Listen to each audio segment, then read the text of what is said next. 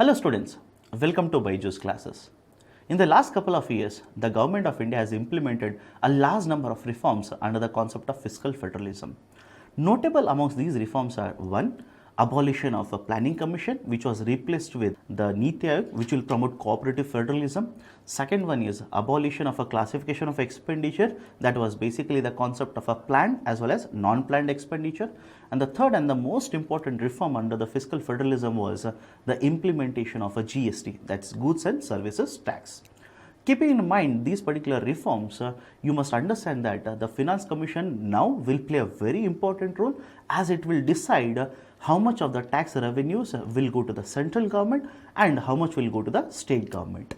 So, the President of India in the month of November 2017 constituted the 15th Finance Commission. Rather than this being a normal bureaucratic exercise which will take place every 5 years, the constitution and the terms of reference that have been given to the 15th Finance Commission has led to a huge dispute between the central government as well as the state government, wherein some of the state governments which are basically led by the southern states, that is Karnataka, Kerala, Tamil Nadu and Andhra Pradesh, have accused the central government that the terms of reference that have been given to the 15th Finance Commission are biased in the favor of the northern states. So keeping in mind all this particular discussion that is happening, let's discuss about the Finance Commission and specifically about the 15th Finance Commission, and the areas that I will be covering in this particular discussion will be 1. What are the ABCs of the Finance Commission, that is we'll understand the basics of the Finance Commission. After that I'll go to the 15th Finance Commission, we'll look at some of the basic points about the 15th Finance Commission such as composition, and the most important will be terms of references of the 15th Finance Commission. After that we will pick up some of the concerns that have been expressed by southern states as well as some of the experts related to the setting up of the 15th FC as well as the terms of references that have been given to 15th FC. And finally, we will look at some of the way out, some of the recommendations that we can give to the Finance Commission so that this particular dispute can be resolved peacefully. So with these particular points in mind, let's start the discussion on the Finance Commission. Finance Commission is a constitutional body that is set up by the President of India under Article 280. Apart from Article 280, two more articles of the Indian Constitution are very much applicable to the Finance Commission. One is Article 270 and Article 275. Article 270 basically deals with the distribution of the tax revenues between the central government as well as the state governments. And Article 275 basically deals with the grant in aid that will be given by the central government to the state governments. So basically remember there are three articles that deal with the Finance Commission: Article 270, Article 275 and Article 280. Once the Finance Commission is set up, it will basically study the terms of references, that is reference points which are given by the central government, and will give the recommendations to the central government. Once these particular recommendations are accepted, the recommendations are applicable for a period of 5 years. For example, the recommendation of a 14th Finance Commission are applicable for a period of 2015 to 2020, that is for a period of 5 years. And once the 15th Finance Commission gives its recommendation, its recommendations are applicable from a period of 2020 to 2025. So specifically for a period of 5 years, the recommendations of FC are applicable. Now, the composition of the Finance Commission usually is 1+4, that is 1 will be the chairman and 4 will be the members of the Finance Commission. And apart from these particular 5 members, there is also a secretary who is appointed by the central government to assist the members as well as the chairman of the Finance Commission. The most important point about the Finance Commission is the concept of terms of references. Now, what is the meaning of a term of reference? Term of a reference basically means these are the reference points or the indicator points within which the Finance Commission has to take up the subject, has to study the subject and then give the recommendations to the central government. Usually in case of the Finance Commissions, the terms of reference are 1. To provide the distribution or the ratio of distribution of the divisible pool of taxes between the central government as well as the state governments. Now please understand there is a technical term used here in the newspapers. We will come across these particular terms, that is vertical devolution and horizontal devolution.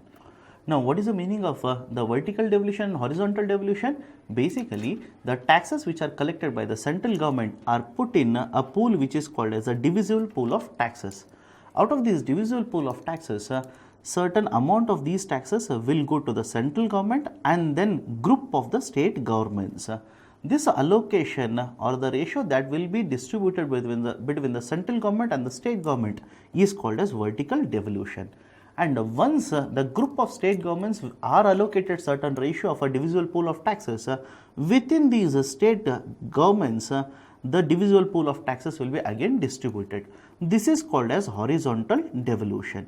So basically, in a nutshell, if I want to tell you the most important term of reference of a finance commission, it is to recommend vertical devolution formula and horizontal devolution formula.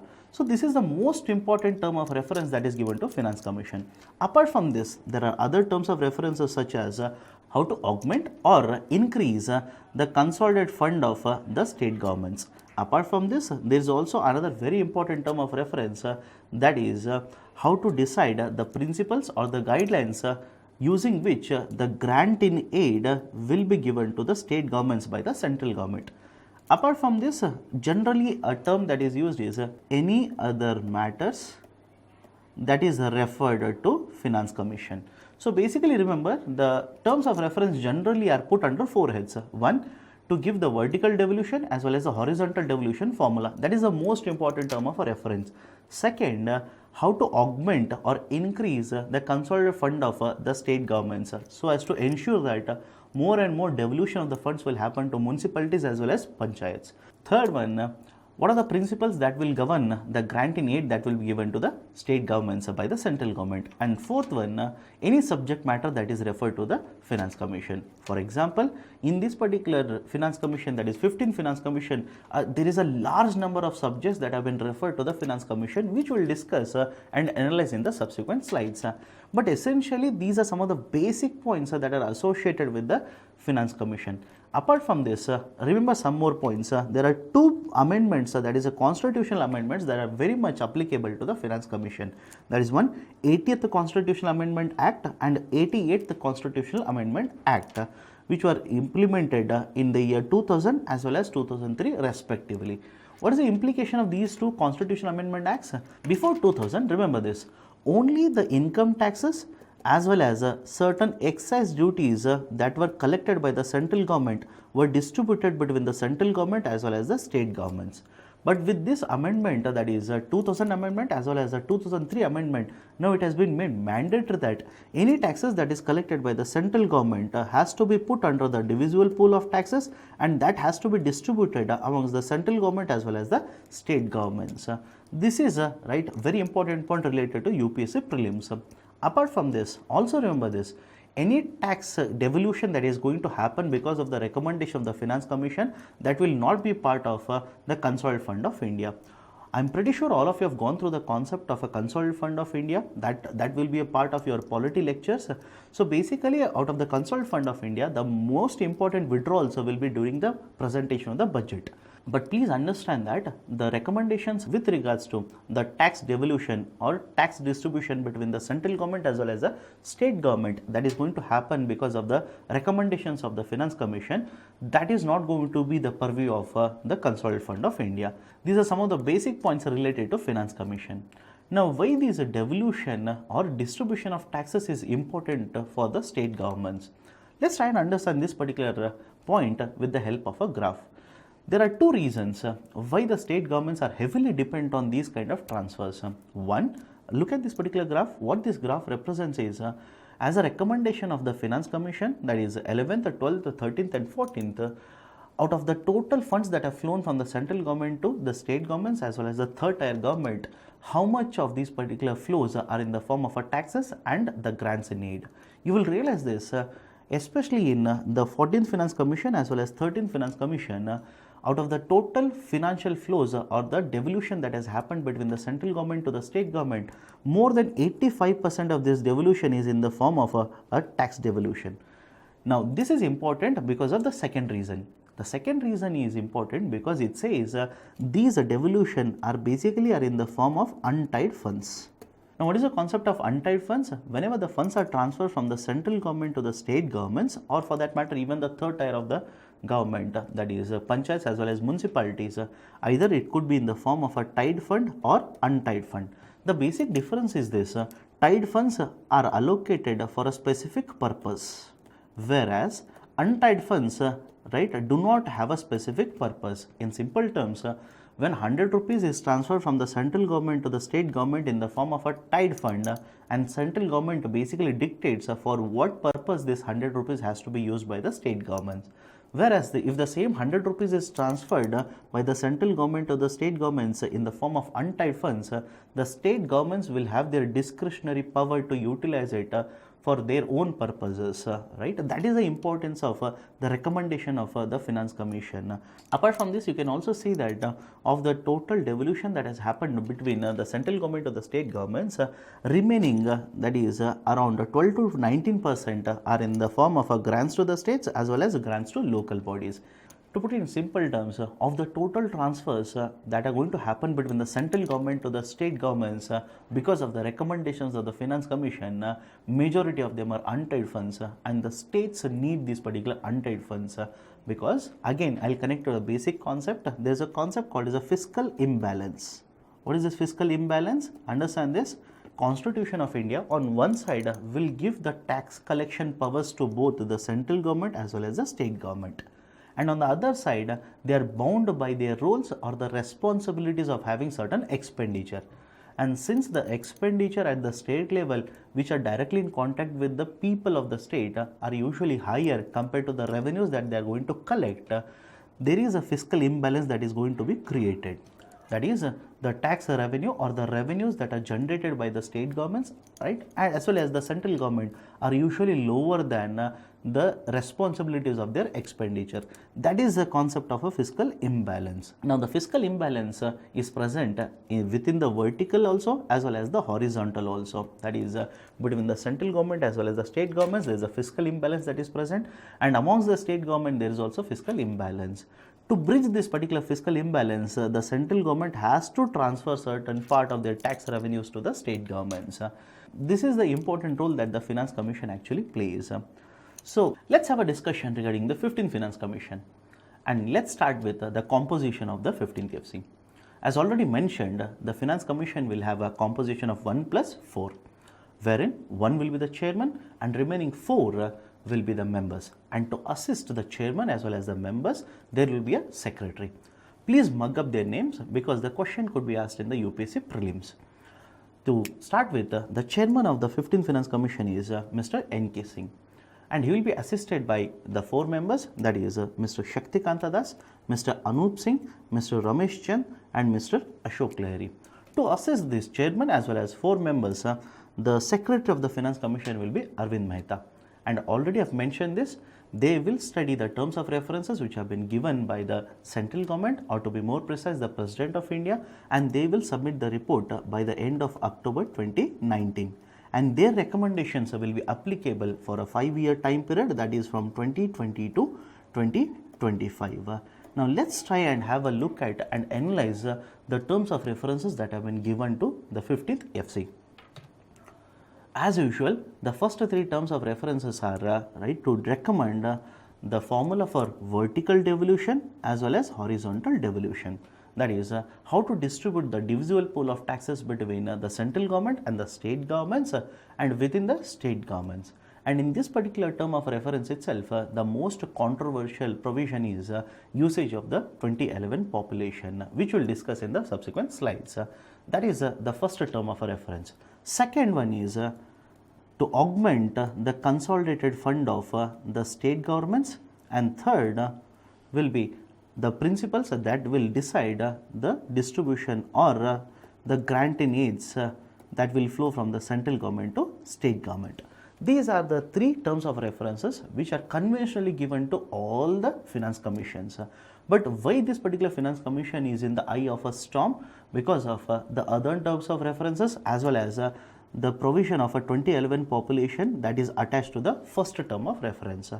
What are the other terms of references that have come in the eye of a storm or that have led to huge discussion from various quarters are one, the central government has asked the Finance Commission to review the implementation and the impact of the recommendations of the 14th Finance Commission.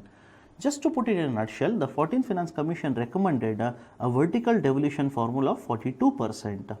That is, the central government will be getting 58% of the total divisible pool of taxes, and the 42% will be going to the group of state governments. This is revolutionary for a simple reason. The 13th Finance Commission had basically recommended vertical devolution formula of 32% is to 68%. That is, if you see from 32%, the vertical devolution formula has been increased abruptly to 42%.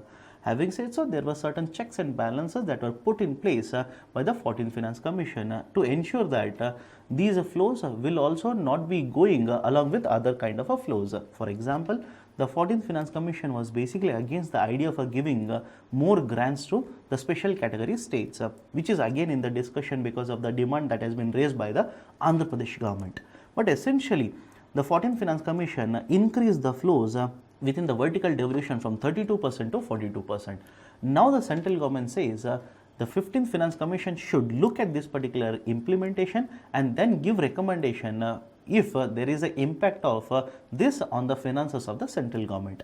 Various experts have said this is an indicator that the central government doesn't want to increase further flows in the form of vertical devolution. Rather than increasing, they want to bring it back. Because if you see the evolution in the various finance commissions, the increase in the vertical devolution has been very marginal, but it was very high in case of a shift from 13th Finance Commission to 14th Finance Commission. This is another term of reference that is important. Next one, review the debt level of the central as well as the state government and then recommend a roadmap. Next, study the impact of the GST on the economy. As usual, this is important to evaluate the impact of a GST on the Indian economy, specifically in the form of protection of revenues. Next, to recommend the performance-based incentive for the states in their efforts to control population, promote ease of doing business and control expenditure on populist measures among others. But very important point related to this is how do you define these particular points? For example, there is no universal definition for a populist measure. And why should the Finance Commission be even involved in deciding the incentives for the state governments? These are some of the concerns which have been expressed by various experts. And finally, another term of reference that is very important is should there be a provision of a revenue deficit grant? We'll discuss this when I evaluate these particular concerns.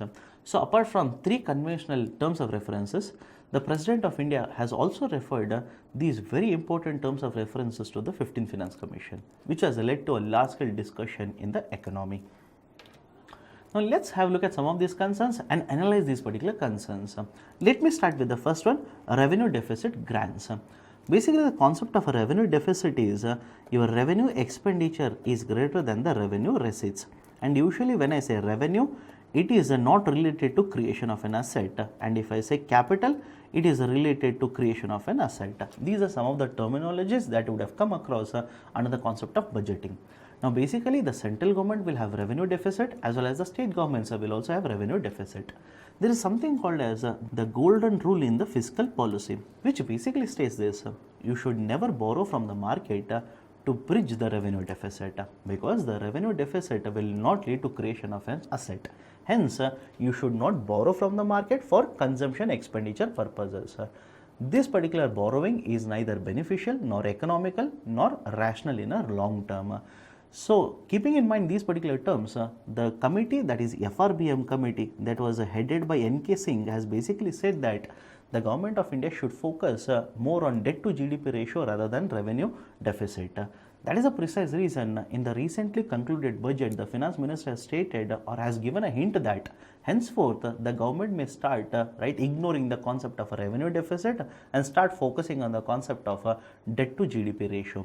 And as a result of this, you can see that one of the terms of references that has been referred by the central government, or to be more precise, the President of India, to the Finance Commission is, should we provide revenue deficit grants to the state governments?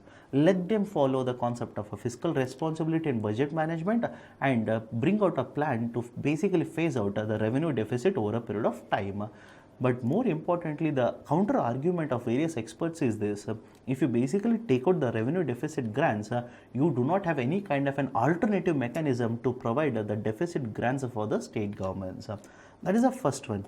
The second concern is a term of reference that deals with the concept of providing incentives to the state government. The term of reference basically states that the Finance Commission should find out ways to provide incentives to various state governments which have performed well in terms of, let's say, controlling population, or promoting ease of doing business, or even right, the control on the expenditure in the form of populist measures. The experts are of the opinion that one, the Finance Commission is not the right institution to provide incentives for the state government. It should be done by some other authority. And second one, how do you define a populist measure? There is no universal definition of a populist measure. In that particular scenario, how will the Finance Commission decide what is a populist measure? And third, if you basically promote ease of doing business, it's basically dismantling or reducing the regulatory system in terms of industrial policies. The experts are concerned that we are basically promoting a race to the bottom of the pyramid, wherein the industrial regulations will be dismantled or to very great extent reduced by various state governments if they want to get access to these kind of incentives. The third concern with respect to the terms of reference is, are we shifting from hierarchical to command and control relations? That is, one term of reference basically asks the Finance Commission to evaluate the impact of a 14th FC on the financial nature of the central government. In essence, the 14th FC, as already mentioned, increased the vertical devolution formula to 42%, as a result of which, out of the divisible pool of taxes, the flow of the funds to the state governments increased. But this is on the face value. In reality, what the central government basically did was, on one side they increased the grants as well as the tax devolution to the states, and on the other side they reduced the planned grants that will be given by the central government to the state governments for implementation of various planned projects. Look at these particular numbers, you will realize that the tax devolution as well as the Finance Commission grants from 14-15 to 15-16 has actually increased. Whereas on the other side, the planned grants, which was 2.15% of the GDP, was reduced to 1.39% of GDP. So basically, the central government, although implemented the recommendation wherein the 14th FC said increase the vertical devolution to the state governments from 32 to 42%, in reality they used a sleight of hand wherein the money excessively which they gave to state governments, they took it back from the other side of their hand. That is, increased the tax devolution as well as Finance Commission grants and reduced the planned grants. As a result of which, just look at these particular numbers. Before the implementation of 14th Finance Commission and after 1 year of implementation of 14th FC, that is for 14 and 15, 5.45% of GDP was actual devolution by the central government to the state governments. Whereas in 15 and 16, which is the first year of the 14th FC implementation, it only marginally increased from 5.4% of GDP to 5.8% of GDP. So basically, the government of India implemented the recommendations of 14th FC in letter but not in spirit. This is one of the biggest criticisms that has been leveled by various state governments against the implementation of 14th FC by the central government. Next concern has been flagged by the various South Indian states. Added to this, there are other North Indian states which are basically non-BJP ruled states which have joined hands with the southern states and have opposed these particular terms of references. Very recently, we have seen that there is a conclave that has happened in two states. One was in Andhra Pradesh, as the previous was in Thiruvananthapuram, that is Kerala, wherein some of the southern states have come together and have prepared a document opposing the terms of references that are used in the 15th Finance Commission, specifically against the term of reference that is to use 2011 census population to decide a horizontal devolution formula. And they have said that they will be submitting this particular document or memorandum to the President of India and will be requesting the President of India to change this particular term of reference. Whereas the government of India, specifically the statements of the Prime Minister as well as the Finance Minister, basically say that there is no bias in the central government in terms of a North versus a South Indian states. So let's try and understand what are these particular issues. Should we use a 2011 population or 1971 population, or is it just North states versus Southern states, or it is much more than that? Let's have a discussion regarding the 2011 population census. Should we use it or should we not use it? We have already seen that the southern states are opposed to usage of this particular 2011 population in deciding horizontal devolution, whereas the Prime Minister as well as the Finance Minister and some of the finance ministers of the state governments have supported this term of reference, that is using 2011 population to decide the horizontal devolution. Let me start with the supporting points. The first one is the 1971 census data is very old. That is, I am using a data which is 50 years old to decide how much each of the states will get today. As already mentioned, the recommendations of the 15th FC are applicable for a period from 2020 to 2025. And the southern states are demanding that the Finance Commission must use 1971 population census data. So basically there is a huge lag between the data collection time as well as the usage of this particular data. 50 years is very long. And this will not represent the right amount of a population mix in amongst various states. Second, there is no doubt that the southern states have performed very well in controlling the population. But equally, there is also no proof to prove that the northern states purposely increased their population or proliferated the population through various policy measures. Generally, what is observed in the northern states such as Bihar, Uttar Pradesh and Rajasthan is that the size of these particular states are very huge. As a result of this, obviously the population within these particular states is also huge, considering India is a very populous country. Third, the FC has to ensure that the services will be provided by the states to the citizens of these particular states. Essential services at least have to be provided. To provide these essential services, especially underdeveloped states, that is BIMARO states, will have to get access to huge amount of financial resources, and the Finance Commission has to ensure that these states will get this access to resources. Hence, using the population of 2011 will provide a better picture and better resources for these particular states. Fourth, there is a concept called as a demographic dividend. That is, because of the population mix of India, how much extra GDP growth can be achieved or extra benefits that can be derived because of the demography of a nation. In case of India, the facts are that within the working age population of 15 to 64 years, as per 2011 census, there is 761 million population which is sitting in this particular population range. And the equal amount of a fact or the most important fact related to this particular population is only 4% of this particular population is actually skilled, and only around 10% of this particular population has got access to any kind of a skill sets. So in this particular scenario, if the majority of this population is situated in the BIMARO states, it behooves the Finance Commission to ensure that the financial reserves or financial resources that will be transferred to these particular states will be higher, to ensure that the proper services in the form of education, healthcare, vocational training courses or skilling services will be provided to this particular population, and India will be able to reap the benefits of demographic dividend.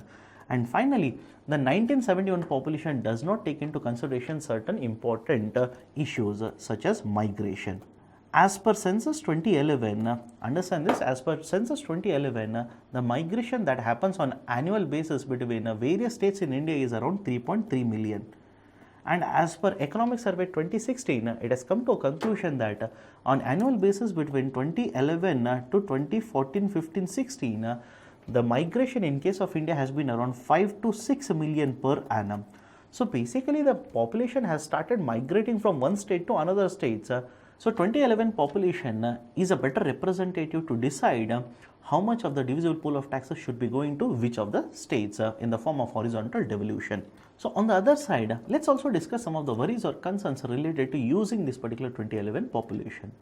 The southern states are concerned that the population share out of the total India's population has shrunk between 1971 to 2011. That is, we will look at these particular numbers later. That is, there has been a decrease in the southern states share of a population by 4 percentage points. But having said so, equally important point is southern states are not the only states whose population share out of total India's population has declined between 1971 to 2011. There are totally 10 states, out of which 4 states are from southern India. The remaining 6 states are 1. Assam, West Bengal, Odisha, Uttarakhand, Punjab and Goa. So these are the remaining 6 states. Apart from the 4 southern states, whose population share out of total India's population has declined between 1971 to 2011. Essentially, the southern states are saying they will be losing out if the term of reference is shifted to usage of a 2011 population. Second one is, yes, no doubt a finance commission has to ensure that the poorer states, that is specifically BIMARO states, should be getting access to more financial resources in the form of the horizontal devolution, which will promote providing basic services, and the development will happen in these particular states. But the southern states are basically arguing that this developmental gap between the southern states as well as the northern states has not bridged even in the last couple of decades, wherein one after the other, the finance commissions have recommended better access to financial resources to the northern states. And third, and the most important argument, will be moral hazard argument. That is the finance commission actually incentivizing or rewarding underdevelopment or backwardness in many of the states? That is, if a state is more backward, it will be getting more access. So the moral hazard argument is the state will be prompted to remain backward so that they can get better access to the financial resources because of these devolution that will be recommended by the finance commission. So what if the 14th Finance Commission had basically taken the 2011 population rather than giving any weightage to 1971 population? That is, usually whenever the Finance Commission will decide a formula regarding the horizontal devolution, they will take into consideration various parameters and give it certain weightages. For example, the 14th Finance Commission gave a total weightage of 27.5% to the population, but this 27.5% was broken down into 17.5% for 1971 population and 10% for 2011 population. Now let's have a look at a simple analysis. The southern states basically say this: what if the 14th Finance Commission had basically not taken or given any kind of a weightage to 1971 population and given only weightage to 2011 population?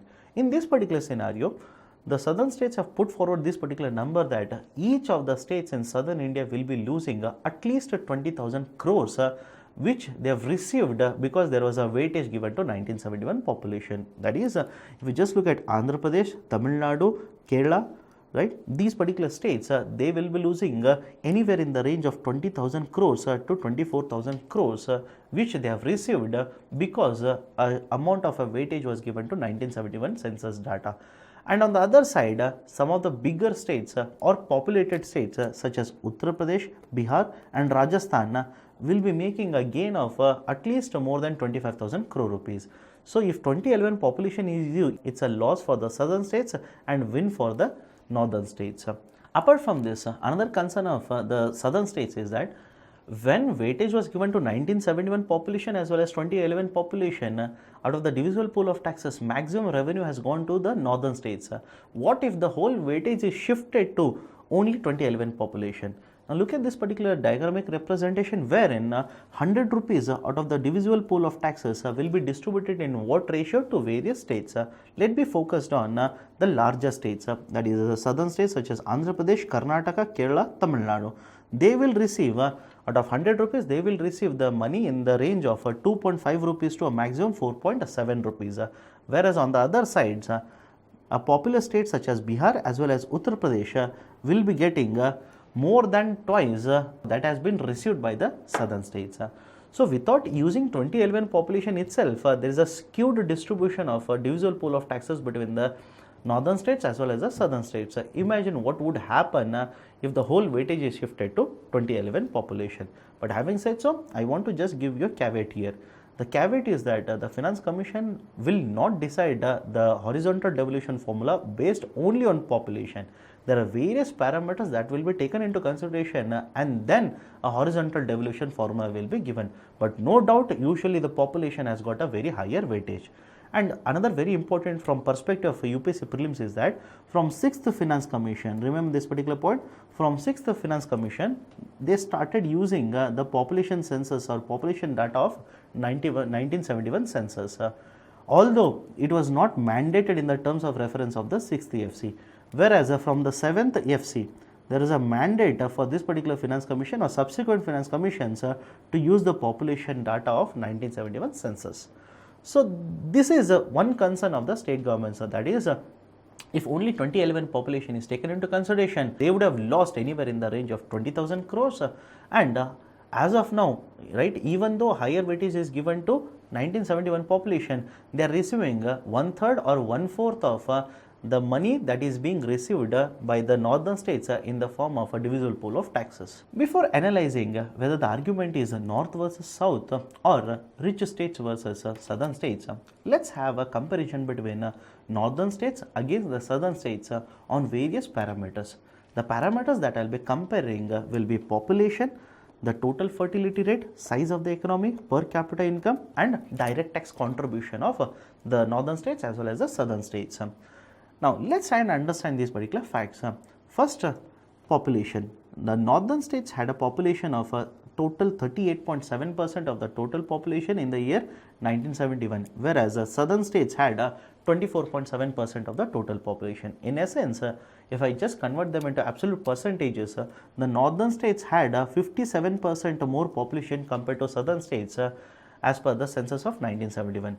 By census 2011, the northern states population has more than doubled compared to the southern states population.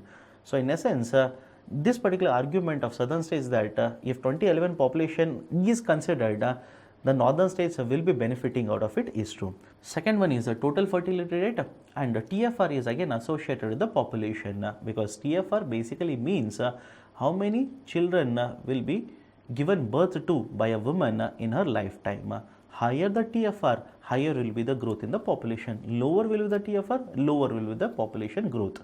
There is a concept of a replacement rate, that is, once you hit this particular rate, the population neither increases nor decreases, remains constant.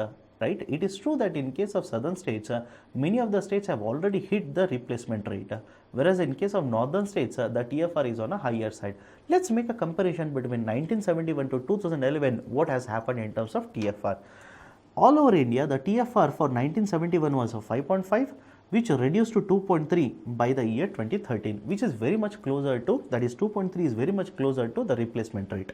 What happened in case of northern states? In 1971, the northern states had a TFR of 6 and by 2011, it was in the range of 1.9 to 3.4. 1.9 is for Uttarakhand, and remember, for sake of UPSC prelims, Uttarakhand is the only state in the northern India which has achieved the target of replacement rate, whereas the 3.4 is associated with Uttar Pradesh.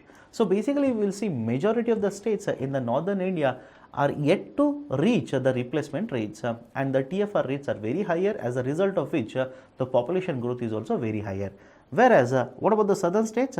The TFR was much lesser than the national average, which even today is much lesser than the national average. That is, in case of the southern states, the TFR for 2013 is in the range of 1.7 to 1.9. Third one is size of the economy. In terms of size of the economy, at 1980 to 81 prices, size of the BMRO states was 32% larger than the combined size of the southern states. And by 2016, the situation has actually reversed. That is, the economic size of the southern states is 15% more than the northern states. In simple terms, in the last 40 plus years, that is between the census of 1971 to 2011, the southern states have prospered more compared to the northern states. Next one is the per capita income. The per capita income in case of northern states, right, the highest as per the latest numbers is of Rajasthan, that is 72,000 odd rupees. Whereas in case of southern states, the lowest per capita income is of Andhra Pradesh, that is around 95,900 rupees. Basically, what you'll see is this, the per capita income of southern states is much higher than that of the northern states. And interesting fact related to Andhra Pradesh per capita income will be this per capita income has declined after the bifurcation of Andhra Pradesh as well as Telangana. When it was a united Andhra Pradesh, the per capita income was much higher. And since a majority of these earnings or the households which are earning have gone to the state of Telangana, the per capita income of Andhra Pradesh has declined over the period of time.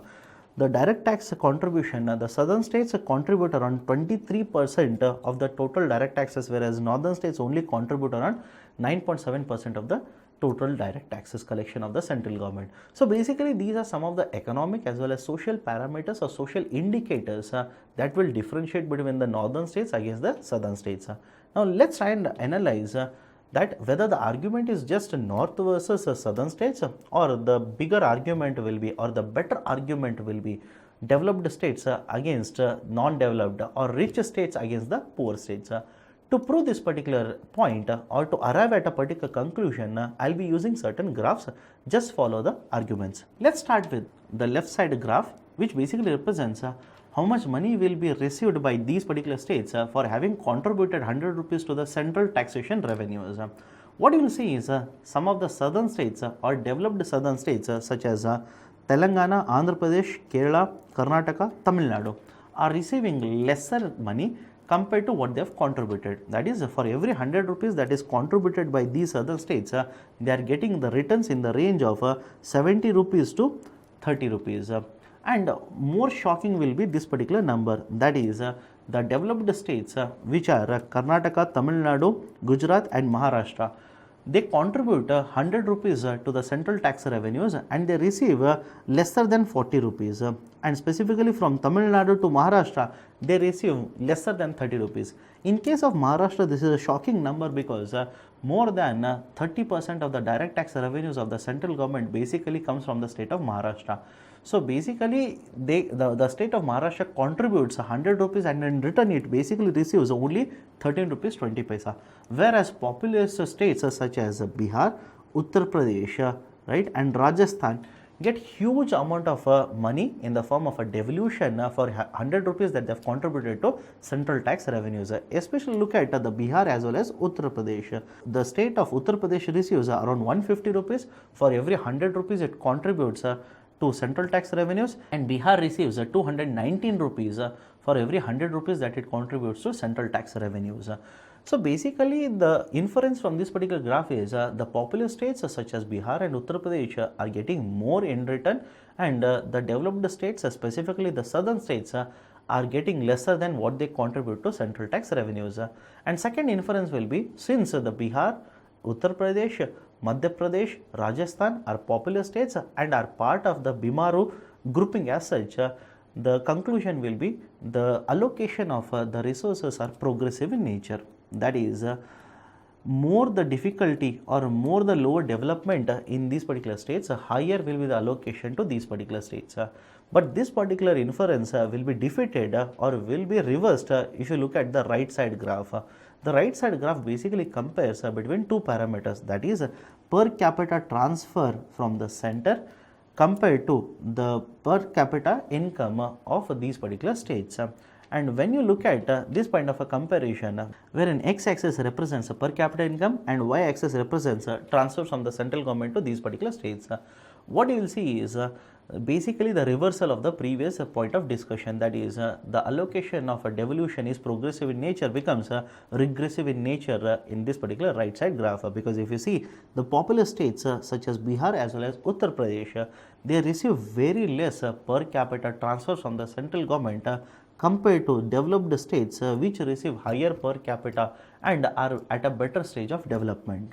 So basically, by now you must have understood the argument is not specifically whether it is a northern states versus a southern states. The argument more rationally will be, this is an argument of the rich states versus the poor states. Having looked at the two previous graphs, it's clear that Uttar Pradesh receives a huge amount of fiscal devolution in the form of a finance commission recommendation. But having said so, one point that should be remembered is Uttar Pradesh is the highly populated state in India. It consists of a huge amount of population, and the combined population of Uttar Pradesh as well as Rajasthan is much more than the combined population of all the four southern states. So keeping in mind this particular point, it is only fair to ensure that Uttar Pradesh will get better fiscal devolution. But having said so, it doesn't mean that all of Uttar Pradesh is underdeveloped. There are certain areas within the Uttar Pradesh which are much better developed compared to other parts of India. For example, if you see the per capita monthly consumption of Paschim Pradesh, which is part of Uttar Pradesh, it is much higher compared to the northern part of Karnataka, right? So basically, yes, Uttar Pradesh gets access to huge amount of funds in the form of horizontal devolution, but all the parts of Uttar Pradesh are not underdeveloped, and second, Uttar Pradesh is the most populated state, hence it should receive or it needs to receive a huge amount of fiscal devolution. Apart from that, how does India fare compared to other countries? How does India fare in allocation of these kind of fiscal transfers or fiscal devolution reforms? If you see, in case of India, the bottom 25% of the states basically receive only 22% of the total fiscal transfers that are going to happen from the divisible pool of taxes to all the states, that is in the form of horizontal devolution. Whereas it is much more progressive in case of the countries such as Brazil as well as South Africa. In case of Brazil, the lower 25% of the states will receive around 36% of the total fiscal resources that are distributed amongst the states, whereas in case of South Africa, they receive around 30%. So in case of India, if I compare the fiscal transfers or fiscal devolution because of the Finance Commission recommendations, if I compare these devolutions against the devolution that is going to happen in the peers such as Brazil as well as South Africa, it is regressive in case of India. So basically, by looking at these particular arguments, we must realize by now that the concept of southern states opposing the terms of reference, that is specifically 2011 population usage, is just a gimmick because of the political reasons. More importantly, the fact of the matter is that the Finance Commission needs to ensure that the fiscal devolution remains progressive in nature. Having looked at all these particular issues, let's try to discuss some of the ways using which this particular dispute between the central government as well as the southern states can be resolved. First one is, can we provide better incentives for the states which have performed very well in terms of controlling the population? Yes, it could be done. And one of the terms of reference actually speaks of this. But again, it will be too much of a premature decision to jump to a conclusion because one, we don't know whether the Finance Commission will consider only 2011 population or it will consider even the 1971 population. As per the recent indications that have been given by various members of the Finance Commission, they have stated that they are looking at a point wherein they can include even the 1971 population, and apart from that, they can also provide incentives for the state governments which have implemented population control measures in a better way.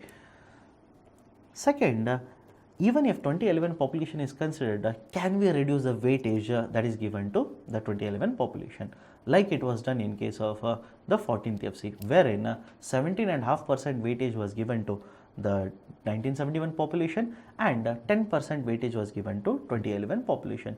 Can we reduce the weightage in such a way that the southern states do not feel victimized because of the population control measures that they have implemented? And apart from this, one of the out of the box recommendations would be, can we follow a concept of an equalization approach, which is followed in federal states such as Canada, Australia, etc. Concept of equalization approach is simple. The commissions will decide what is the limited or what is the minimum level of services which have to be provided to the citizens by all the states, and the commission will provide a financial devolution in such a way that irrespective of the development status of the state, they will be able to meet this kind of a service level. This concept is called as an equalization approach, and it has worked very well in the states or in countries such as Canada as well as Australia. So these are some of the recommendations that could be inculcated by the 15th Finance Commission to quell this particular problem between the central government as well as the state governments. So these are the issues, these are the points. Please go through these particular points again. The questions might pop up in the UPSC prelims as well as mains. So this is a discussion on the Finance Commission in totality. Thank you.